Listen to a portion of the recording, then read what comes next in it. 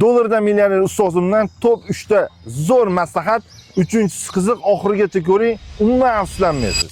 Birinchisi, nima sohada bo'lishingizdan qat'iy nazar, o'sha sohaning eng zo'ri bo'ling dedilar. Eng zo'ri bo'lish evaziga siz orzu havaslaringizga erishasiz. Siz prosta tak ish qilmang.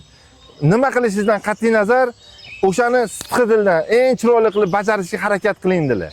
Ikkinchisi, siz qancha pul topishingizdan qat'iy nazar, hammasi Allohniki deb biling. Siz vaqtinchalik qorovulsiz. Shunda ko'p narsalarni topgan paytingizda ham siz o'zingizni yo'qotib qo'ymagan bo'lasiz. Agar siz bor pulingizni bir kunda yo'qotadigan bo'lsangiz, sizda hech qanaqa o'zgarish bo'lmaydi, chunki siz bilasiz, barchasi Allohdan, o'zi beradi, o'zi oladi. Shunaqa odamlar bilamanki, ko'p pulni yo'qotganning evaziga o'zini yo'qotadi, hattoki o'lganlarni bilaman dedilar. Uchinchisi, eng qizig'i, xotinni ikkita qilmang dedilar, bitta qiling dedilar. O'sha bilan baxtli hayot kechiring. Chunki sizga berilgan shirin hayotni siz tashli hayotga almashtirmang dedilar. Bu haqida siz fikringizni kommentariyada yozib qoldiring.